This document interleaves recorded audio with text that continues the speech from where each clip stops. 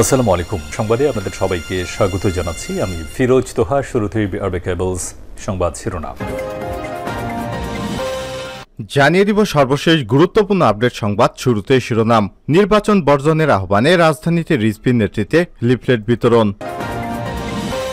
এরপর জানিয়ে দিব ঢাকায় সমাবেশ করবে বিএনপি।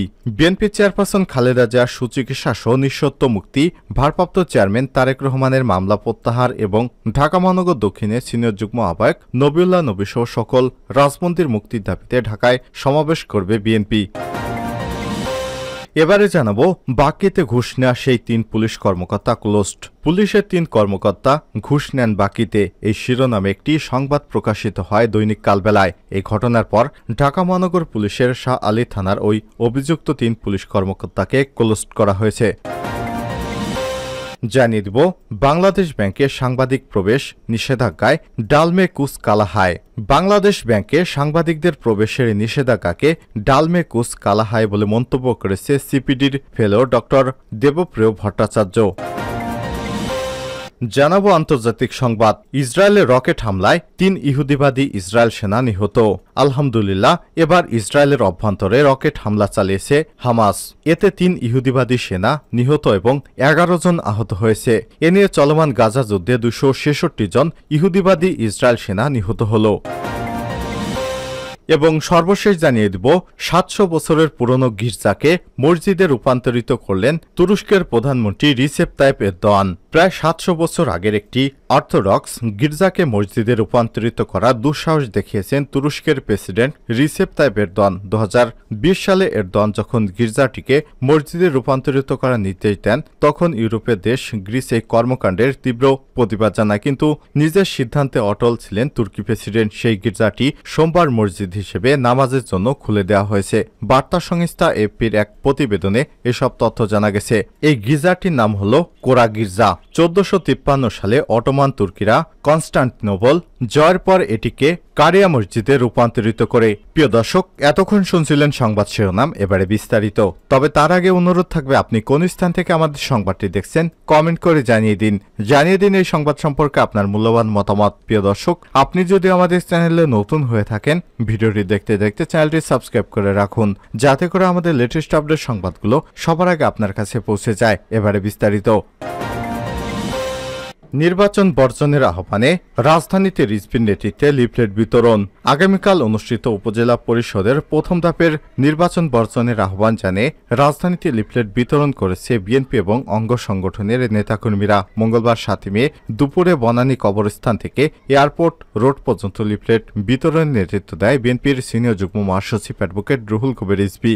জাতীয়তাবাদী মহিলা দলের সাধারণ সম্পাদক সুলতানা আহমেদের উদ্যোগে এই লিফলেট বিতরণ কর্মসূচি পালিত হয়। এ সময় আরও উপস্থিত ছিলেন বিএনপির স্ব অর্থনৈতিক বিষয়ক সম্পাদক মাহমুদুর রহমান সুমন, ছাত্রদলের সাবেক কেন্দ্রীয় যুগ্ম সাধারণ সম্পাদক ডাক্তার তৌহিদুর রহমান আওয়াল, কেন্দ্রীয় মহিলা দলের সদস্য রেহেনা সুলতানা আরজু, পানা ইয়াসমিন, জান্নাতারা চৌধুরী, পাপিয়া সর্দার, সুমি আক্তার, নাজমা আসিয়া ময়না, ছাত্রদল নেতা আশরাফুল আসাদ সহ অন্যান্য নেতারা। পরে সংক্ষিপ্ত বক্তব্যে রুহুল কবির রিজভী বলেন, অবৈধভাবে জনগণের সম্পদ লুটপাট করতেই বারবার ডামি এবং প্রহসনের নির্বাচন করে যাচ্ছে সরকার। আজকে গণমাধ্যমে দেখলাম ক্ষমতাসীন দলের প্রার্থীদের অবৈধ সম্পদের পাহাড় গড়ার কথা। এক একজনের উপজেলা চেয়ারম্যান শতবিঘা সম্পদের মালিক, তাদের আয় বেড়েছে ১২ থেকে ১৮ গুণ। তিনি বলেন, এসব ডামি প্রতারণা নির্বাচনের সঙ্গে জনগণ নেই। আওয়ামী লীগের নেতাদের কথায় জনগণ সাড়া দিচ্ছে না। আগামীকাল যেসব উপজেলায় জালিয়াতির নির্বাচন অনুষ্ঠিত হবে, জনগণ সে নির্বাচনে যাবে না। ঢাকায় সমাবেশ করবে BNP. BNP chairperson Khaleda Zia সুচিকিৎসা সহ নিঃশর্ত মুক্তি, ভারপ্রাপ্ত চেয়ারম্যান তারেক রহমানের মামলা প্রত্যাহার এবং ঢাকা মহানগর দক্ষিণের সিনিয়র যুগ্ম আহ্বায়ক নবিউল্লাহ নবী সহ সকল রাজবন্দীর মুক্তির দাবিতে ঢাকায় সমাবেশ করবে বিএনপি। সোমবার ৬ মে সন্ধ্যায় ঢাকা মহানগর দক্ষিণ বিএনপির সদস্য দপ্তরের চলতি দায়িত্ব সাইদুর রহমান মিন্টু স্বাক্ষরিত এক সংবাদ বিজ্ঞপ্তিতে এই তথ্য জানানো হয়েছে। দলীয় সূত্র জানায়, আগামী ১০ মে ঢাকায় সমাবেশ এবং মিছিল অনুষ্ঠিত হবে। হবে। ওই দিন বিকাল 4টায় নয়াপল্টনের দলের কেন্দ্রীয় কার্যালয়ের সামনে ঢাকা মহানগর দক্ষিণ বিএনপির উদ্যোগে এই সমাবেশ অনুষ্ঠিত হবে।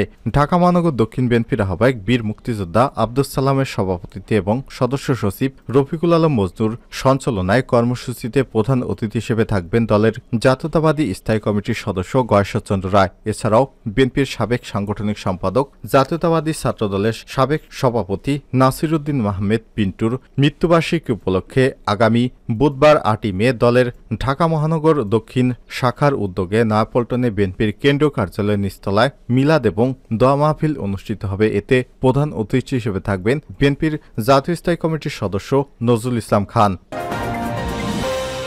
বাকিতে ঘুষ নেয়া সেই 3 পুলিশ কর্মকর্তা ক্লোজড। পুলিশের 3 কর্মকর্তা ঘুষ নেয় বাকিতে শিরোনামে একটি সংবাদ প্রকাশিত হয় দৈনিক কালবেলায়। এই ঘটনার পর ঢাকা মহানগর পুলিশের শাহ আলী থানার ওই অভিযুক্ত 3 পুলিশ কর্মকর্তাকে ক্লোজড করা হয়েছে। তারা হলেন শাহ আলী থানার উপপরিদর্শক এসআই মোহাম্মদ এমদাদুল, সহকারী উপপরিদর্শক এসআই কামরুজ্জামান এবং সহকারী উপপরিদর্শক এসআই বদরুজ্জামান। শাহ আলী থানার officer in charge OC Maudud Howlader কালবেলাকে বিষয়টি নিশ্চিত করেছেন। ওসি বলেন 3 পুলিশ অফিসারকে ক্লোজড করা হয়েছে। তাদের বিরুদ্ধে বিভাগীয় তদন্ত চলছে। মিরপুরে একটি জুতার দোকানের কর্মচারী মোহাম্মদ ফরিদকে মাঝ রাস্তায় পথ আটকিয়ে তুলে নিয়ে যায় শাহ আলী থানার উপপরিদর্শক এসআই মোহাম্মদ এমদাদুল। ফরিদকে আটক করে নিয়ে যাওয়ার পর তার স্ত্রীকে ফোন করে এসআই এমাদুল দাবি করেন 50,000 টাকা। জানান ওই টাকা না দিলে তার স্বামীকে মাদক মামলায় আসামি করা হবে। পরে স্বামীকে বাঁচাতে 30,000 টাকা দিতে রাজি হন ফরিদের স্ত্রী। এমদাদুলের কথা মতো রাতেই নগদ 25,000 টাকা দিয়ে স্বামীকে ছাড়িয়ে নেন তার স্ত্রী। আর 5,000 টাকা বাকি রাখেন তিনি। সেই বাকির 5,000 টাকা 2 দিন পরে দিয়ে দেন এসআই এমাদুলকে। ভুক্তভোগী মোহাম্মদ ফরিদ কালবেলাকে বলেন, আমি শাহ আলী মার্কেটের একটি জুতার দোকানে কাজ করি। গত 14 রোজায় আমি রাতে দোকান থেকে হেঁটে বাসায় আসছিলাম। তখন সেখান থেকে এসআই এমাদুল আমাকে ধরে নিয়ে শাহ আলী থানার টিন শেডে নিয়ে যায়। আমাকে আটকাইয়া ফেলছিল। আটকাইয়া আমার কয় ফ্যামিলিরে ফোন দে। তারপর আমি আমার ওয়াইফরে ফোন দিছি। এরপর এসআই এমাদুল আমার স্ত্রীকে বলে ওনাকে ছাড়াতে হলে 50,000 টাকা লাগবে। ওনার কাছে মদের বোতল পাইছি। আসলে তারা আমার কাছে কিছুই পায় নাই। আমি পান ছাড়া জীবনে আর কিছুই খাই নাই। তিনি আরো বলেন, এসআই এমাদুল তখন হাতে লাঠি দিয়ে বলে তোরে হিরোইন মামলা দেব, মারবো, বিভিন্ন রকমের ভয় দেখায়। তখন আমার স্ত্রী ভয়ে বলে ঠিক আছে 20,000 টাকা দেব, কিন্তু উনি তাতে রাজি হয় না।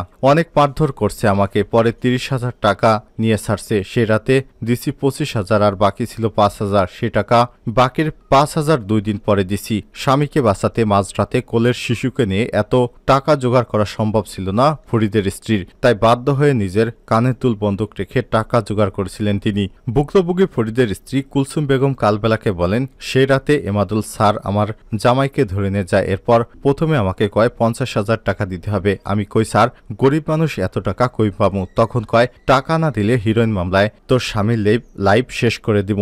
এ কথা শুনে আমি তো ভয় পেয়ে যাই। পরে আমি হাতে পায়ে ধরে কান্নাকাটি করে 25,000 টাকা দিয়ে জামাইরে ছাড়াই আনছি। বাকি 5,000 টাকা পরে দিছি। শুধু এই স্বামী স্ত্রীর গল্পই নয়, আরও এক ব্যক্তিকে মামলার ভয় দেখিয়ে তার স্ত্রীর কাছ থেকে দফায় দফায় টাকা নিয়েছে এসআই এমাদুল। মুসাম্মদ তসলিমা নামের ভুক্তভোগী ওই নারী কালবেলার কাছে অভিযোগ করে বলেছেন, আমার স্বামী মুরগির গাড়িতে ডিউটি করে। যেহেতু গাড়িতে থাকে তাই হালকা পাতলা নেশা করে, কিন্তু আমার স্বামীর কারণে এসআই এমাদুল বারবার আমার বাসায় গিয়ে টাকা নিতে আসে। এ পর্যন্ত দফায় দফায় কমপক্ষে 70,000 টাকা নিয়েছে। একদিন আমার ঘরে গিয়ে বলে তল্লাশি করবে। তল্লাশি করে কিছুই পায় নাই। তখন আমার ডয়ারে কিস্তির বইয়ের মধ্যেও টাকা ছিল, সেই টাকাগুলো নিয়ে গেছে। আমি এত করে বলছি এগুলো কিস্তির টাকা নিন না, তবু উনি থাবা দিয়ে টাকা নিয়ে পকেটে ঢুকাই ফেলছে। শুধু বাকিতেই টাকা নেই না এসআই এমাদুল, রাস্তাঘাট থেকে ধরে নিয়ে হাতে হ্যান্ডকাপ পরিয়ে পকেটে টাকা সমস্ত টাকা বের করে নেয় তিনি। তারপর তাতেও কম পড়লেও এই ব্যক্তির পরিবারের সদস্যদের ফোন করে ডাকে টাকা আদায় করে। তার সব অপকর্মের সঙ্গী একই থানায় এসআই কামরুজ্জামান এবং এসআই বদরুজ্জামান। একই ঘটনা ঘটিয়েছেন গত বছরের 16 অক্টোবর রাতেও। রিজন নামের এক ছেলেকে গুদারাঘাটের 8 নং রোডের একটি চায়ের দোকান থেকে তুলে নিয়ে যায় এসআই এমাদুল। এ সময় তার সঙ্গে ছিলেন এসআই কামরুজ্জামান এবং এসআই বদরুজ্জামান। আটকের খবর পেয়ে ভাইকে বাঁচাতে থানায় যান রিজনের ভাই সোহাগ। এ সময় তার সঙ্গে ছিলেন বন্ধু আলামিন। সেখানে যার পরই এসআই এমাদুল 3 লক্ষ টাকা দাবি করে। টাকা টাকা দিতে অস্বীকৃতি জানালে সোহাগ এবং আলামিনের হাতে হ্যান্ডকাপ লাগায় এসআই কামরুজ্জামান। পরে সোহাগের পকেটে থাকা ৮,০০০ টাকা এবং আলামিনের পকেটে থাকা ৫,০০০ টাকা বের করে নিয়ে যায় এই পুলিশ সদস্যরা। তবুও মেলেনি রক্ষা। তাদের হাজতে ঢুকে রেখে বিকাশ আরও ১০,০০০ টাকা আদায় করে এই তিন পুলিশ কর্মকর্তা। তিনজনকে থানায় আটকে রাখার ভিডিও এবং টাকা লেনদেনের অডিও পৌঁছেছে কালবেলার হাতে। বাংলাদেশ ব্যাংকে সাংবাদিক প্রবেশে নিষেধাজ্ঞা, ডালমে কুচ কালা হায়। বাংলাদেশ ব্যাংকে সাংবাদিক প্রবেশের নিষেধাজ্ঞাকে ডালমে কুচ কালা হায় বলে মন্তব্য করেছে সিপিডির ফেলো ডক্টর দেবপ্রিয় ভট্টাচার্য। তিনি বলেন, অনেক তথ্যপত্র আগে থেকে কোথাও না পাওয়া গেলেও বাংলাদেশ ব্যাংক থেকে পাওয়া যেত, এখন সেটাও নিয়ন্ত্রণ করা হয়েছে। মঙ্গলবার ৭ই মে ইকোনমিক রিপোর্টার্স ফোরাম ইআরএফ আয়োজিত এক অনুষ্ঠানে প্রধান অতিথির বক্তব্যে তিনি সব কথা বলেন। দেবপ্রিয় ভট্টাচার্য বলেন, বাংলাদেশের সাংবাদিকতার বর্তমান পরিস্থিতিতে তথ্যপাতের ক্ষেত্রে আমি আগেই বলেছিলাম বাংলাদেশের তথ্যপাতের নৈরাজ্য চলছে, তথ্যপাতের অন্ধত্ব এসেছে। এখন আমি বলবো তথ্যপাতের অপঘাত হয়েছে। এটার সর্বশেষ প্রমাণ হলো বাংলাদেশ ব্যাংকে সাংবাদিক প্রবেশে নিষেধাজ্ঞা। তিনি আরো বলেন, ২০২৬ সালে বাংলাদেশ ঋণের টাকা পরিশোধ করতে গিয়ে আবারও ঝুঁকির মধ্যে পড়বে। অনেকেই বলেন, বাংলাদেশের অনেক বড় গর্বের জায়গা, আমরা কোনোদিনও ঋণ খেলাপি হয়নি। তাহলে ৫ বিলিয়ন তো দিতে পারছেন না। দীর্ঘদিন হচ্ছে তেল আমদানি করছেন, তার টাকা দিতে পারছেন না। বিদেশে বিনিয়োগ করছেন, তার মুনাফার টাকা দিতে পারছেন না। তিনি আরো বলেন, আপনার সেই গর্বের জায়গা ফাটল ধরিয়ে দিয়েছে। অথচ এই তথ্যপত্রগুলো বাংলাদেশ ব্যাংক থেকে আসতো, অথচ সেখানে ঢোকার রাস্তা বন্ধ করা হয়েছে। ডালমে কুচ কালা হায়। এখন ডালটা মসুরের ডাল নাকি মুগের ডাল, বুটের ডাল নাকি সব ডালের সমস্যা হয়েছে সেটি বুঝতে হবে। আপনারা ডিজিটাল বাংলাদেশ, স্মার্ট বাংলাদেশের কথা বলছেন, তার থেকে এটা সম্পূর্ণ সাংঘর্ষিক। তিনি বলেন, বাইরে বাইরে আপনারা এত উন্নয়নের কথা বলেন, অথচ আপনাদের অপকর্মগুলো আপনারা জনসম্মুখে আসতে দিচ্ছেন না। বিদেশে টাকা পাচার করে ঋণ করে দেশটাকে সর্বনাশ করে ফেলেছেন। এভাবে চলতে গেলে দেশ একদিন দেউলার পথে যাবে, সেটি বেশি দূরে নয়। ২০২৬ সালের পর যখন বড় বড় মেগা প্রজেক্টের কিস্তিগুলো দেয়া লাগবে, তখনই দেখা যাবে আপনার ক্ষমতা কোথায় যায়।